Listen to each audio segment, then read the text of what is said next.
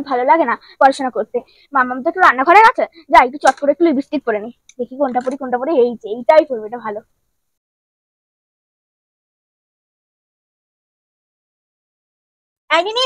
তুই কি করছিস রে? সকালবেলা বই খুলে পড়তে বসিস নি?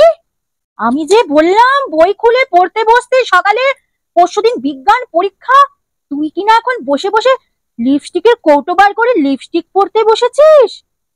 ই বাবা, সাত সকালবেলা কেউ লিপস্টিক পরে বসে থাকে? তুই কোন গোষ্ঠে যাবি এখন, যে এখন লিপস্টিক পরে বসছে রয়েছিস? তোর লজ্জা করে না রে? কি কপাল আমার, এখন এত সাজা গোজার সময়? এখন তো মন দিয়ে পড়াশোনা করার সময়। এখন লিপস্টিক পরবে, সাজবে গুজবে, মনটাই উড়ু উড়ু হয়ে গেছে। যারা পড়াশোনায় ভালো হয় না, তারা এত সাজে গোজে না। তারা 24 ঘন্টা পড়াশোনা করে, দিন রাত পড়াশোনা করে। তাদের মাথায় একটাই চিন্তা যে তারা কিভাবে ভালো করে মন দিয়ে পড়াশোনা করে ভালো রেজাল্ট করবে, ভালো মার্কস তুলবে, নাম্বার তুলবে, এইসব নিয়ে তারা ব্যস্ত থাকে।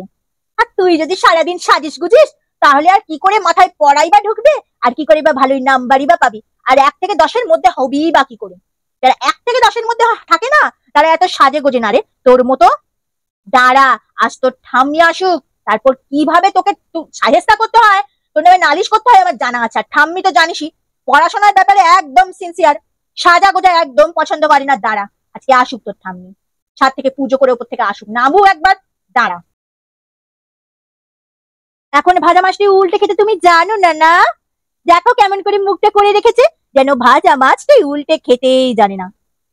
এ একটা স্টুডেন্ট দেখে মনে হচ্ছে। যারা স্টুডেন্ট না, তারা লিপস্টিক ঠোঁটে মেখে বসে থাকে না রে তোর মতো। আবার আমার লিপস্টিকের কোটটো নিয়ে বসেছে।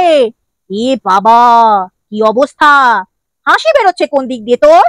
হ্যাঁ, তোর লজ্জা করে না রে? এই নে, কি দিয়ে ভাত খাবি রে সকালবেলায়? এই নি,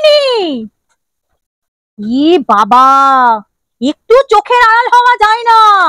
কি অবস্থা! হ্যাঁ রে, তুই ডিপ ফ্রিজের মধ্যে মুখ ঢুকিয়ে কি করছিস তুই? হ্যাঁ, যখনই একটু সুযোগ পাবি ফ্রিজ খুলে এটা খাবি, ওটা খাবি, সেটা খাবি।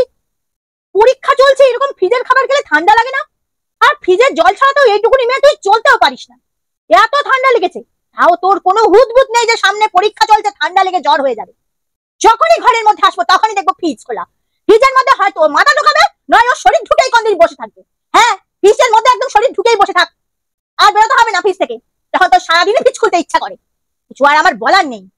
আবার চমকে চমকে ওঠে কিছু বলতে গেলেই। এই মেয়েটাকে নিয়ে যে কি করি আমি, আমার সবই কপাল। সারাক্ষণ আমি গলা ফাটাতে ফাটাতেই গেলাম।